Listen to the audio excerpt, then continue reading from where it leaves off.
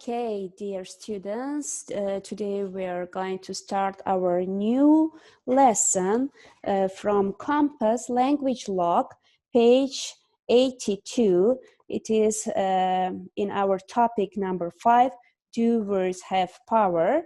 Reading part, page 82. Open please your books and we are going to start reading. Here, the fable of the two rabbits, the name of our reading part. Listen and follow, please. The Fable of the Two Rabbits. A group of rabbits were hopping through the woods.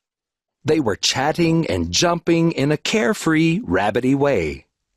Suddenly, two of the rabbits fell into a deep hole hidden in the long grass. It was an old well with walls of stone, so it was impossible to dig their way out. "Help!" yelled the two rabbits. "We can't get out!" The other rabbits hopped to the edge of the well and looked down. They wanted to help their friends, but the well was too deep. They sat and thought about the problem. Then they decided that there was no hope. "Sorry," they called sadly. "There's no way out. We can't help you." The two rabbits in the well were very upset, but they jumped as high as they could. They tried again and again to escape. The other rabbits waved and called out all kinds of advice and opinions. "This is what happens when you don't pay attention," shouted one. "We were careful, but you weren't," called another. "Give up now, it's no use," cried a third.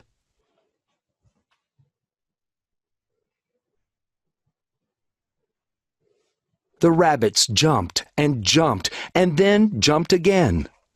As a result, they soon got tired.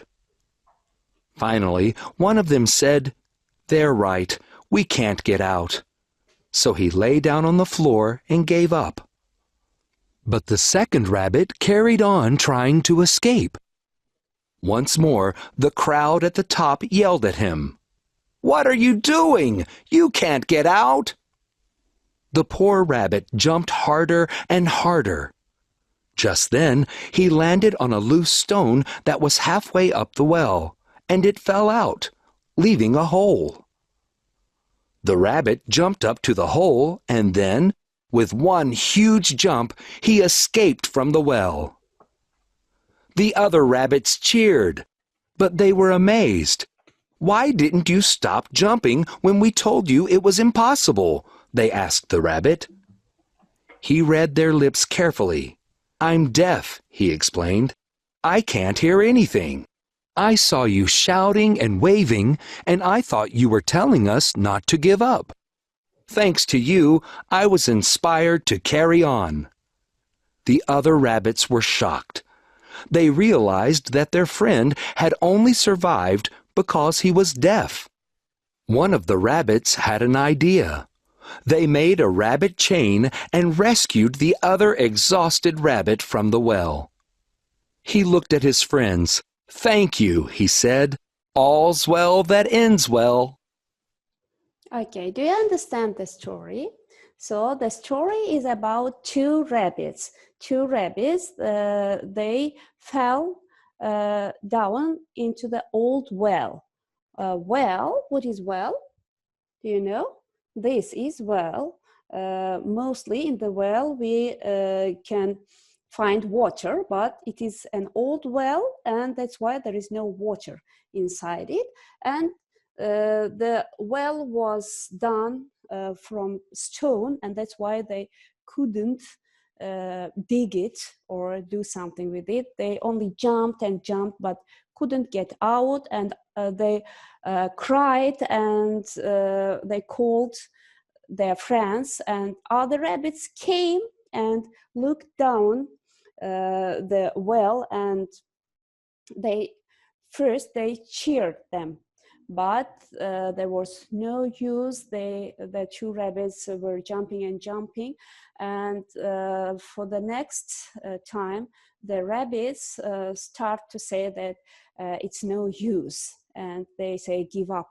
Now, one of the rabbits gave up, but the other, it continued, carried on jumping. He jumped and jumped again, and it helped him to release the stone here in the well. If you see, there is a loose stone. The loose stone fell into the well, and the rabbit could jump on the hole from that stone, and he could rescue it. And then the other rabbits asked him why he didn't give up, and he said that he was deaf. Deaf means he couldn't listen. He can't hear. That means to be deaf is not to hear.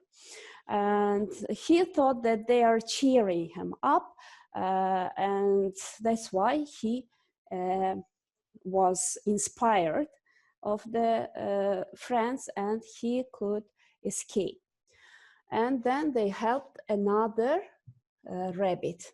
Now let's go to another page. Here we have got some causes and effects. An action or situation is a cause, can often make another action. It is an effect happen. When you read a story, look out for expressions like because, thanks to, as a result, and so to identify causes and effects. For example, we have got a situation. The rabbits couldn't jump out of the well. It is a situation. The rabbits, they are in the well, and they can't jump out of the well. And it has got an effect. Because, why they couldn't? Because the well was very high or very deep. And thanks to the loose stone, they could escape. Thanks to, as you say. Okay, so in stories we have causes and effects.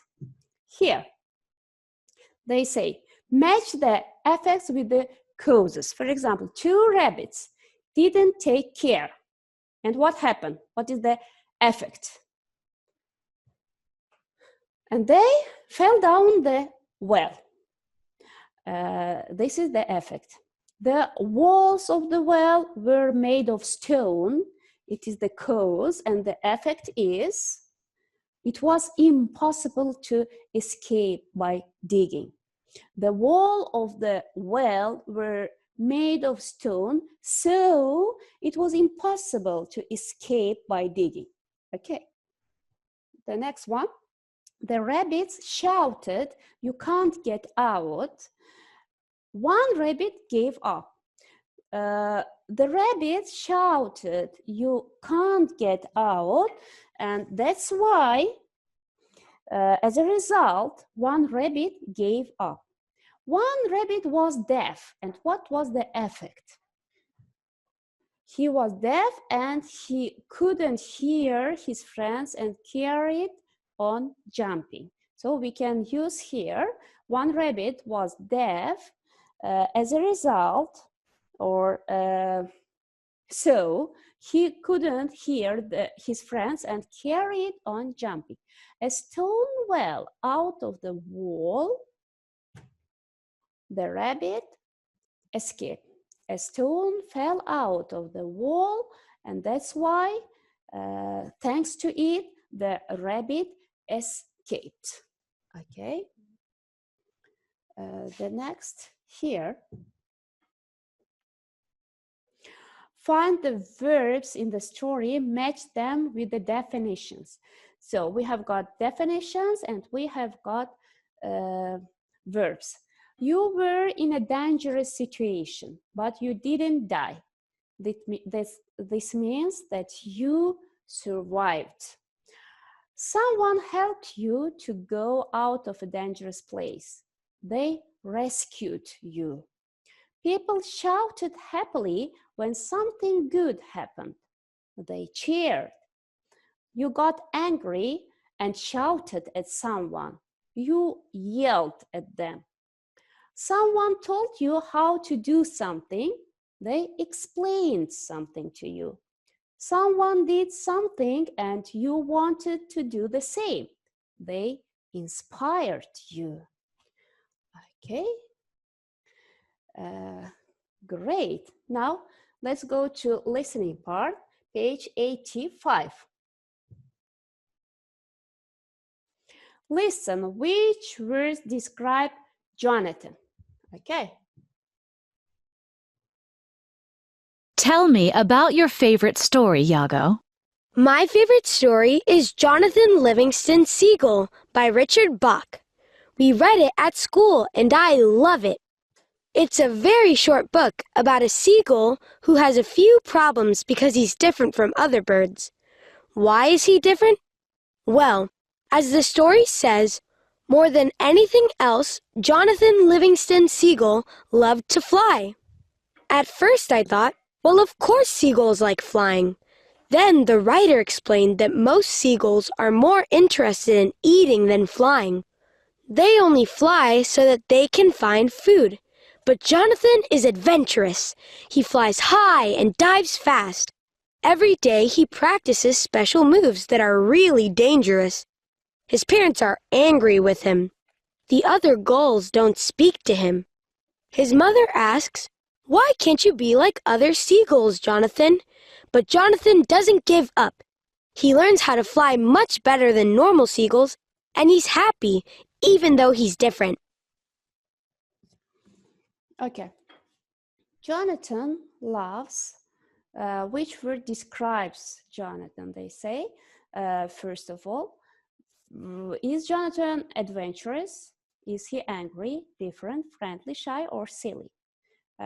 So from the listening part, we know that Jonathan is a seagull and he is different from his friends. He is very adventurous. Yes? Now, let's listen again and complete the sentences about Jonathan. Tell me about your favorite story, Yago.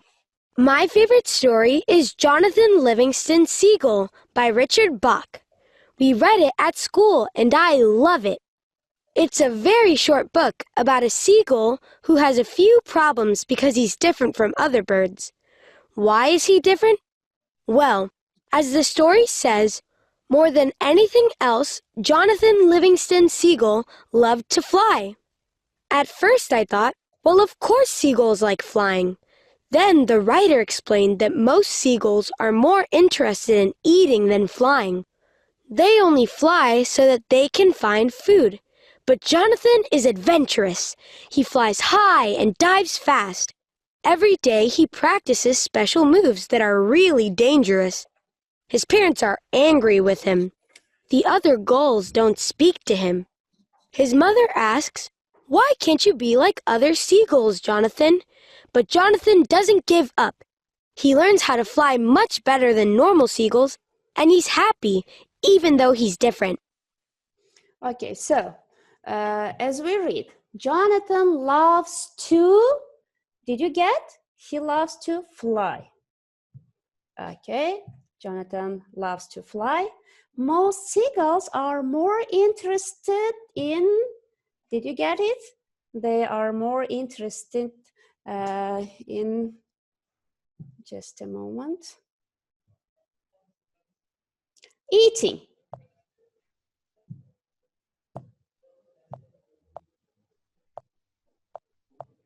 They are more interested in eating than flying. Jonathan flies high and, did you get it? And he dives very fast. So here, flies and dives. Okay. The other girls don't speak to Jonathan. They say that the other girls don't speak to Jonathan. And his mother wants him to be like the other what? Other seagulls.